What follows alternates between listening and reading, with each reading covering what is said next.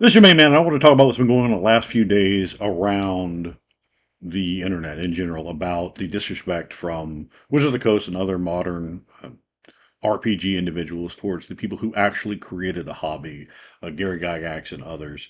And this is certainly something we can see going way back. You can look at Drive Through RPG. I think I made a video about that literally years ago. The disclaimer that they put on there, which to me is absolutely absurd to have the unmitigated audacity to so vulgarly criticize the people that made the hobby that they are drawing a paycheck and a living off of.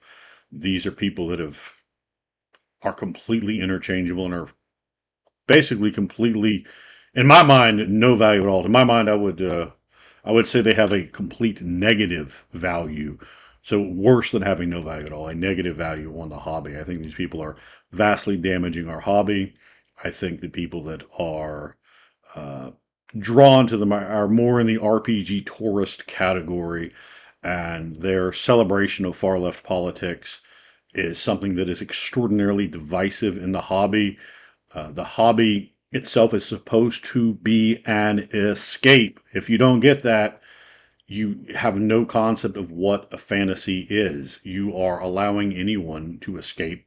And that means everyone. Everyone gets to do that and not pushing into your agendas and your policies and your politics. And that is something that's been so egregious the last few years from Wizards of the Coast that's absolutely disgusting. And to have the audacity to treat Gary Gygax and others in the memories of the way that they want to handle things because isn't up to their standard. And what their standard is absolutely irrelevant. These are people who are not important.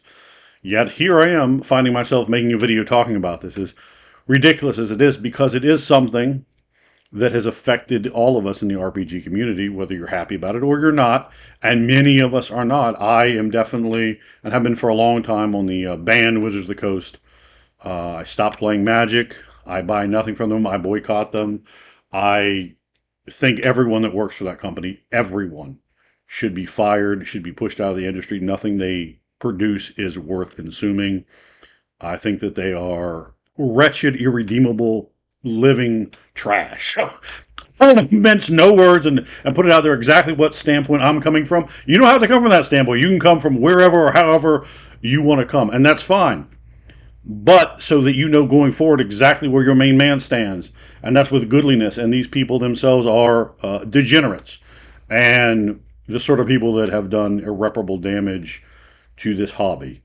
And I love this hobby. Understand that I come from a place of complete love for the hobby.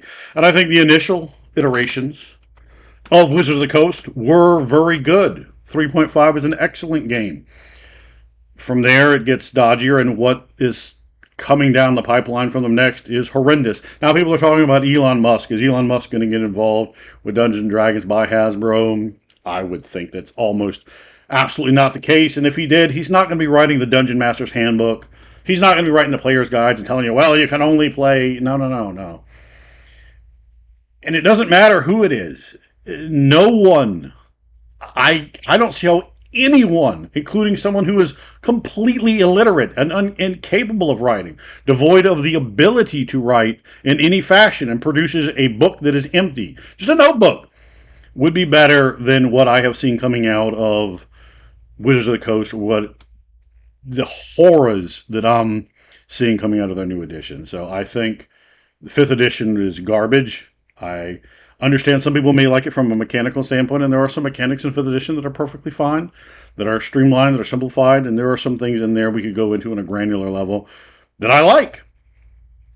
The overall reliance on this bizarre, disgusting apologist and criticizing of individuals from different eras. You got to understand when something takes place, you have to examine it in a historical context to its time period, not go spastic because it doesn't reflect your current social mores, which are not the current social mores of most people. Most people do not think like that.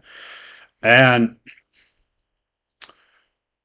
it's just something that you really have to make sure you understand, that people in an age from now will think that that same sort of mindset into something is completely ridiculous about the age that we live in, about people, about that particular idea, and about that period because it's so polarizing and so divisive and really just so disgusting. Many of the tactics that have been employed in there. So people say, "Oh God, it's going to be horrible." Or Elon Musk buys it, we won't be able to homebrew and all kinds of ridiculous things that don't even make any sense. This is the comments I've read from people in comments and videos that I've watched, and there's videos on both sides. People that think X, Y, and Z would be great. If Elon Musk did buy Hasbro, it would be a team of people he puts in place who who knows who that could be. Um, I, for one, think it would be absolutely wonderful if Elon Musk did buy Hasbro and fired literally every single person in there. Maybe the guys that clean the building, they're probably perfectly fine to maintain their jobs. The rest of them need to be on the unemployment line. I think that these people have done massive harm, and I love this hobby of ours. I love it. And so I have vitriol towards these individuals because I think they are the single biggest problem our hobby's ever faced. I think they're worse than the nutball right wing conservatives that wanted to go into the satanic panic in the 80s. I think they're multitudes worse than that.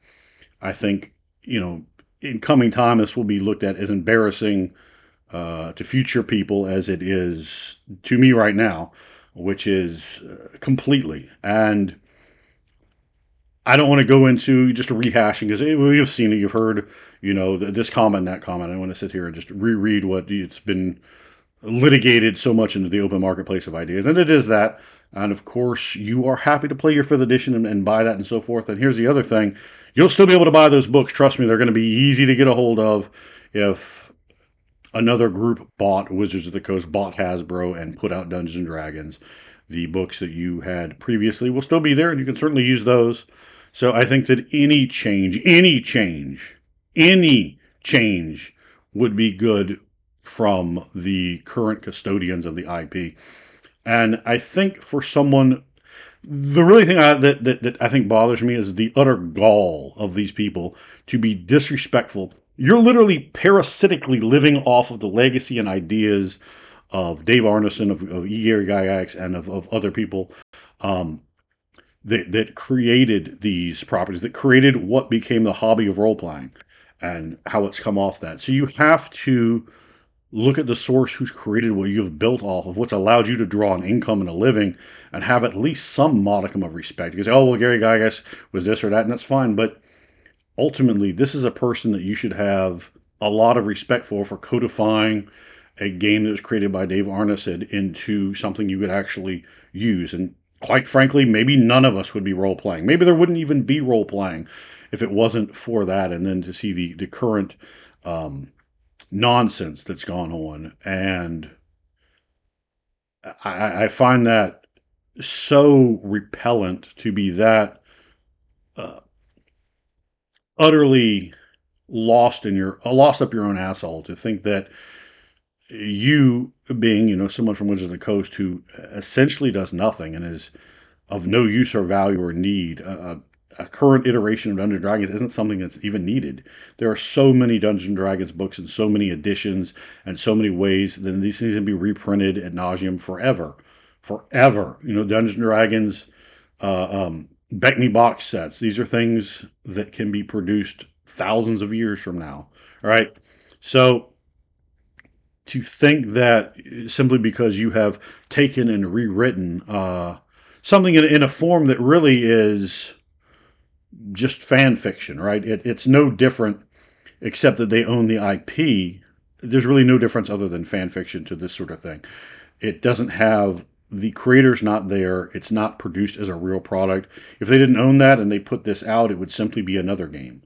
So it's no more Dungeons and Dragons than anyone that doesn't own the IP that puts out product like a Tunnels and Trolls, like a Palladium Fantasy, like anything, because it's in that genre, it's in that flavor of fantasy, it's in that flavor of role playing, and to work there, a hobby and an idea that was not created by you, and then to have such mental idiocy to be that disrespectful towards the people who have created it when the creative contributions are, I think, even in the best lights, minuscule. And from the worst perspective, horrendous and disgusting, and something certainly that would drive people away from the hobby. So I think overall it is a huge negative what Hasbro's put out there. And I, for one, would absolutely welcome Elon Musk or a homeless guy down the street, or a raccoon with syphilis. It doesn't matter who gets a hold of it. Please, anyone else get a hold of Hasbro. Please, please let Dungeons and Dragons go, you hideous and useless monsters.